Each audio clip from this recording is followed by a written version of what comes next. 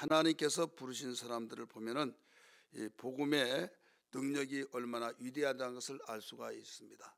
오늘 본문 속에서 바울은 고린도 교회 문제가 많은 교회들에게 그 교회에게 이런 이야기를 했어요. 너희가 예수를 믿기 전에 생각을 한번 해봐라. 복음의 능력이 얼마나 위대한 것을 알아봐라 하면서 이 말씀의 내용이 그때 2000년 전에 있었던 일이나 지금이나 앞으로도 똑같이 그 복음의 그 증거되는 대상들이 어떤 사람인가를 알 수 있어요. 이 천주교는 이 부유층, 지식층 이 사람들을 공략해서 이 전도를 했어요. 그래서 대부분 그런 사람이 많아요. 그런데 기독교는 그 약한 자, 소외된 자, 또 멸시 천대받은 자, 상처 입은 자 이런 사람을 통해서 그 복음이 증거됐습니다. 그래서 그 기독교는 좀 이 세상에 이 소외된 사람들만 모인다. 그리고 천주교는 수준 높은 사람이 모인다. 이런 인식을 가지고 있어요. 그런데 한 가지 중요한 것은 예수님은 어떤 사람을 대상으로 복음을 전했느냐. 당시에 소외된 자, 병들고 아프고 멸시천대받고 귀신 들리고 세상에서 이제 소외되어서 내팽개쳤다라고 할 정도로 이런 사람들을 예수님은 복음을 전했어요. 그러면 하나님께서는 그런 사람들만 위하고 좀 나은 사람은 무관심하냐? 그렇지 않아요. 이 문벌 좋고 학벌 좋고 또 부유하고 세상에 지위가 있고 이런 사람들은 그 말을 하더라도 듣지를 않아요. 왜? 자기 의지하고 자기 이제 그것을 내세우고 세상에 지위가 있고 명예가 있고 권세가 있고 내가 하나님이 누가 하나님이냐 하고 당시에 그 현재 그 복음을 들을 당시 현재 자기는 예수하고 아무 관계없다 그래요. 예수 꼭 믿어야만 좋냐? 나 지금 좋아. 나 편해. 여기가 천국이야. 이런 가운데 뭐가 필요하겠느냐 이거죠. 이게 인간의 그 생리입니다.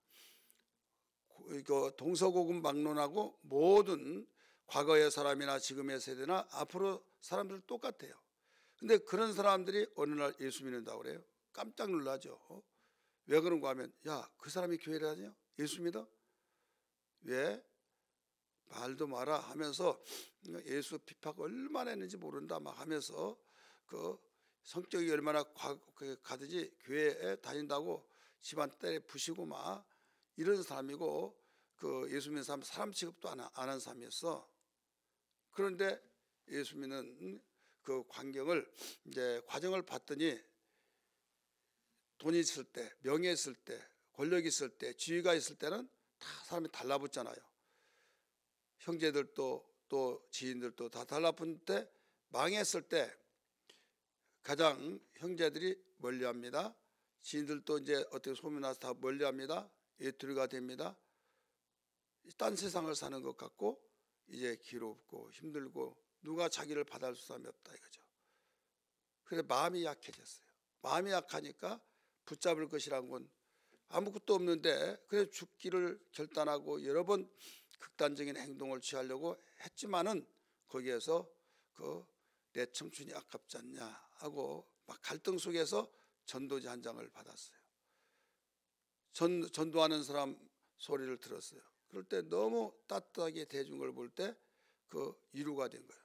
그때 교회를 한 번 나오고 두 번 나오고 설교를 듣다 보니 여기에서 마음에 팍팍 심겨져서 결국 예수 믿고 용기를 내고 셈이 되고 마음이 바뀌어지고 생각이 바뀌어져서 새롭게 시작했다 이거죠. 그래서 이제 새롭게 시작된 것이 모든 그 생활 속에 이제는 과거는 자기 자력으로 했다면 이제는 하나님의 은혜로 했다는 것이 생각이 바뀌어졌어요. 그런 사람들이 한두 명이 아니죠. 제 목회 가운데서도 그런 분을 너무나 많이 봤고 그런 분들이 많이 있죠. 이게 뭐냐면 그 사람이 인성이 나빠서가 아니라 인간이 생기가 그렇다니까요. 그래서 하나님께서는 이 복음이 어느 사람에게 들어가느냐, 사람이 이 약한 것은 세상 뭘 의지해요? 돈을 의지하죠. 또 명예도 의지하고 권력을 굶주린 사람은 권력을 의지하고 그래서 그걸 소원대로 되었다, 권력을 쥐었다. 그러면 이제 그것을 가지고 힘을 발휘해서 삽니다.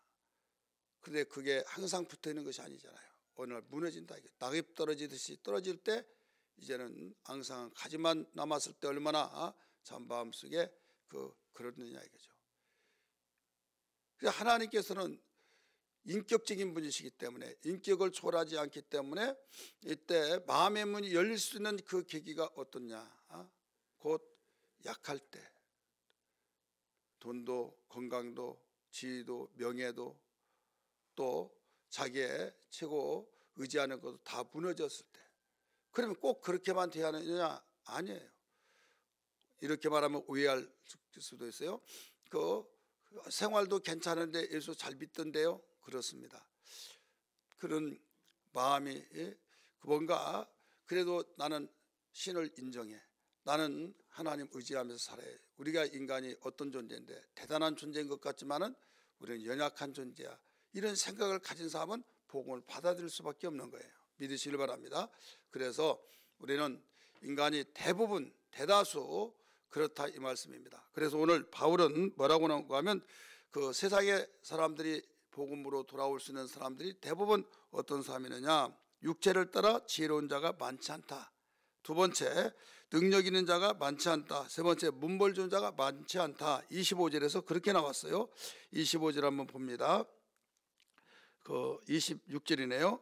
26절 같이 읽습니다. 시작. 형제들아, 너희를 부르신 이를 보라. 육체를 따라 지혜로운 자가 많지 아니하며 능한 자가 많지 아니하며 문벌 좋은 자가 많지 아니하도다. 이렇게 나오죠. 그러면 여기에서 이렇게 많지 않은 자를 왜 하나님은 이런 사람을 택했냐 이거예요.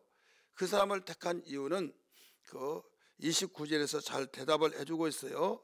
29절, 이는 아무 육체도 하나님 앞에서 자랑하지 못하게 하려 하심이라. 빽 있고 명성 있고 지위 있고 이런 사람 하면 자기 자랑할까 봐. 근데 이제 자랑할 것이 하나도 없을 때 나중에 역전으로 되어서 반전되어졌을 때는 내 힘으로 된 것이 아니다. 이건 전적으로 하나님께서 은혜 주셔서 하나님 은혜로 살아간다. 이런 고백이 되어집니다. 믿으시길 바랍니다. 그래서 하나님은 우리를 만드시고 폐부를 살피셔서 이런 것을 아시기 때문에 아무도 자기 육체의 자랑을 하지 못하게 그렇게 했다. 이런 말씀이에요. 그래서 27절 그렇게 나와요. 그러나 하나님께서 세상에 미련한 것들을 택하사 지혜 있는 자들을 뭐라고 그랬어요? 부끄럽게 하려 하시고 세상에 약한 것들을 택하사 강한 것들을 부끄럽게 하려 하시며 28절 하나님께서 세상에 천한 것들과 멸시받는 것들과 없는 것들을 택하사 있는 것들을 폐하려 하심이라. 세상에 자기가 돈이 최고 많아서 돈의 위력을 느끼고 돈이 하나님이지 뭐가 하나님이냐, 또 지위가 하나님이지, 자기가 의지한 것이 하나님이잖아요.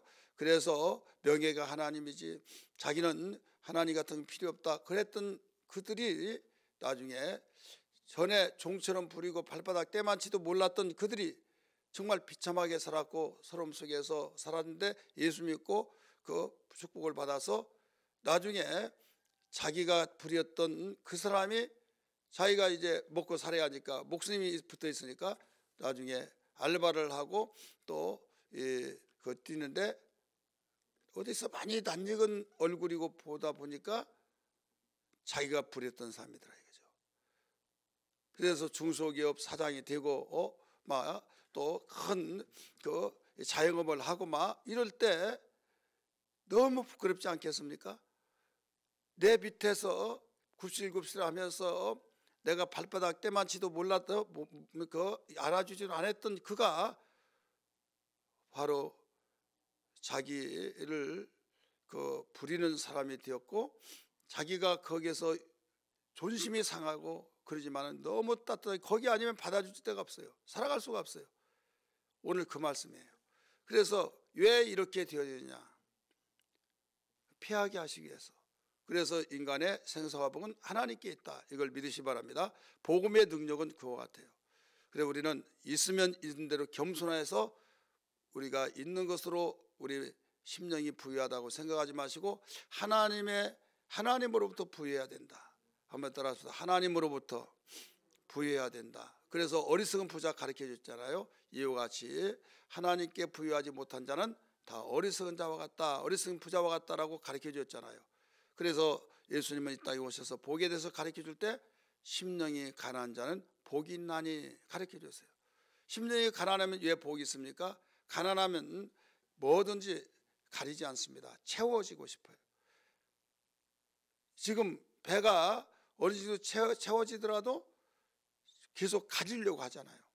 그러니까 우리 심령이 가난하면 하나님으로부터 채우려고 한다. 말씀으로 채우고, 기도로 채우고, 은혜로 채우고, 하나님 감사로 채우고, 찬송으로 채우고, 계속 채워요.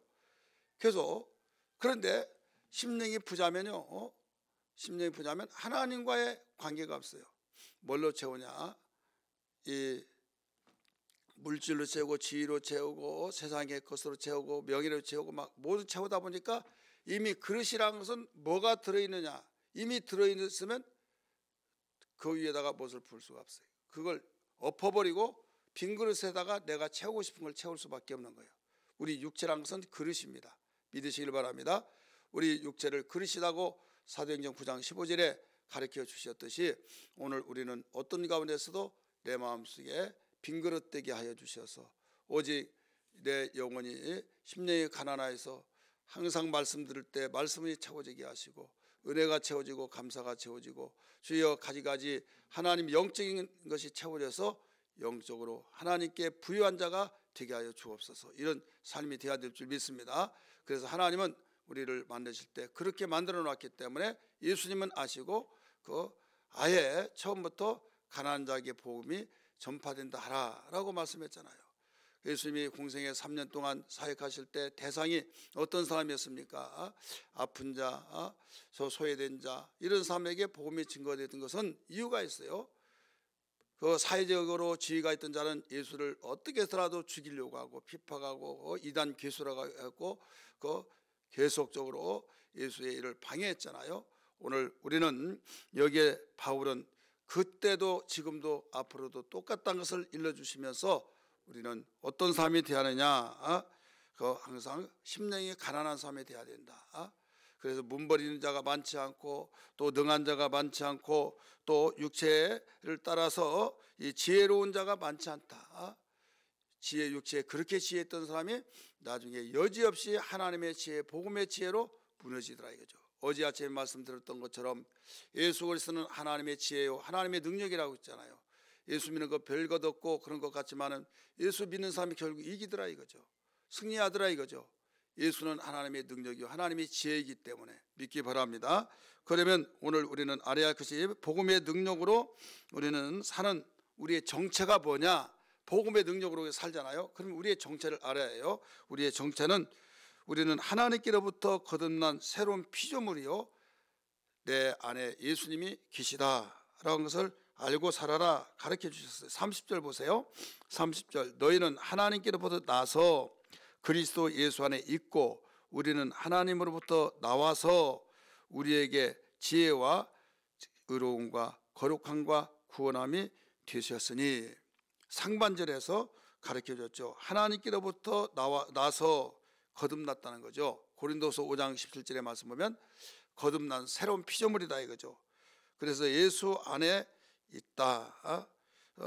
우리는 예수 안에 있다는 것을 일러줬어요. 우리의 정체, 나는 예수 믿는 사람의 정체는 내가 새롭게 거듭난 하나님의 자녀다.